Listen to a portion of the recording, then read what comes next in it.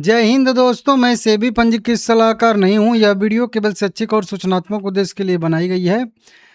Technical analysis देखेंगे Reliance power का। Reliance infra कब आईबीसी स्टेज 1 से बाहर आएगा, इसके बारे में बात करेंगे। कुछ रिपोर्ट भी आ रही हैं, उनके बारे में बात करेंगे। वही पीएमएलए जो है क्या धारा है, पीएमएलए मतलब वही कह लीजिए मनी लॉन्ड्रिंग की जो धारा है, उसके तहत कुछ गिरफ्तारियां हुई हैं, नए मामले दर्ज किए गए हैं। यहाँ पे रिलायंस पावर में गिरावट आई थी। पिछले ट्रेडिंग सेशन में 2% की 26 रुपये पहुंच चुका है और लगातार गिर रहा है।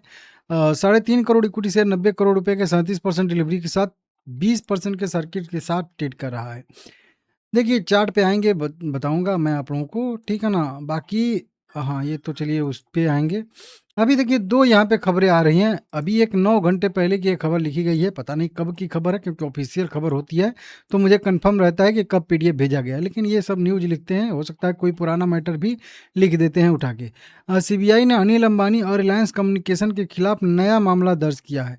तो एक नया मामला भी दर्ज किया गया। वहीं पर रिलायंस अनिल अंबानी समूह के पूर्व एमडी सतीश सेठ को जो है पीएमएलए जो है मामले में 14 दिन की न्यायिक हिरासत में भेजा गया है।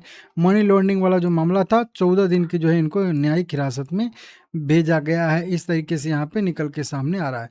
एक नया मामला वहीं दर्ज किया गया है। इसमें बताया जा रहा है कि वहीं सारे के सारे जो है रिलायंस कम्युनिकेशन द्वारा लिए गए ऋण बैंक ऑफ बड़ौदा द्वारा को इतनी राशि का नुकसान हुआ था, तो इसकी वजह से कई सारे जो है केस हुए थे।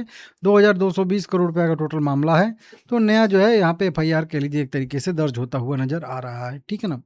बहुत सारे एफआईआर हैं, सबका साथ में ही सब हो रहा है। सतीश सेठ को भी जेल में रहते हुए अपने चश्मे और दवाइयों के साथ रहने की अनुमति दी है और जेल के अधिकारियों को जेल नियमावली के अनुसार बिस्तर के लिए उनके अनुरोध के संबंध में उचित निर्णय लेने का निर्देश दिया है। तो इस तरीके से कई सारे यहाँ पे अपडेट आ रहा है, देख लीजिएगा।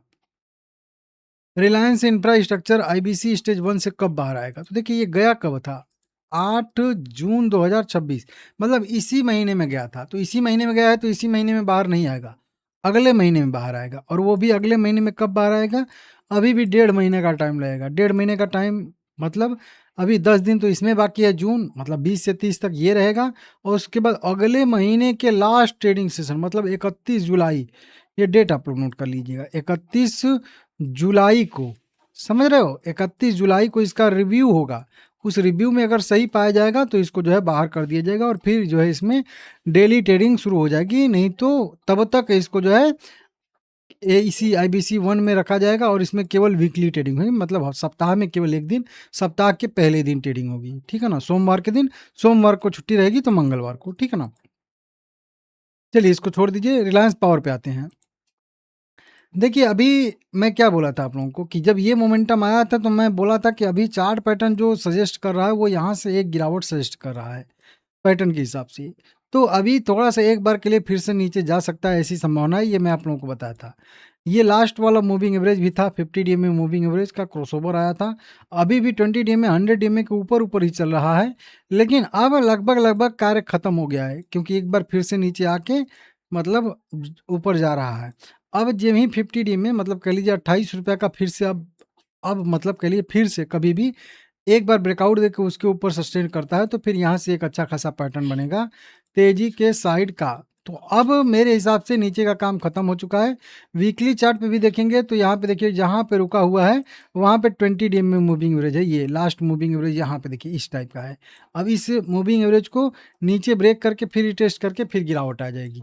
तो ब्रेक नहीं करना चाहिए, मतलब यहीं से ही उसको जो है ऊपर के साइड में मूव करना चाहिए। वहीं पे मंथली चार्ट भी देखेंगे तो मंथली चार्ट पे भी लास्ट मूविंग एवरेज को ही टच किया है, मतलब सभी चार्ट पे अपने लास्ट मूविंग एवरेज को ही यहाँ पे टच करके देखिए सस्टेन कर रहा है 100 डीएम मूविंग एवरेज को, समझ रहे हो।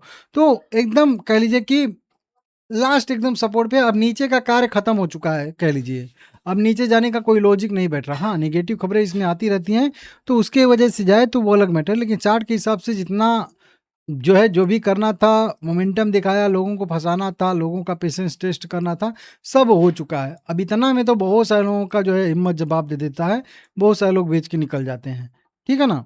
तो अब जो है यहाँ से एक बढ़िया मोमेंटम पैनिक इसी टाइप का एक तेजी की संभावना बननी चाहिए और आनी चाहिए, लेकिन अब देखते हैं कब आएगी कब नहीं आएगी। लाइक करिएगा, चैनल को सब्सक्राइब करिएगा। ₹28 का ब्रेकआउट मिलेगा तो बढ़िया रिकवरी बनेगी।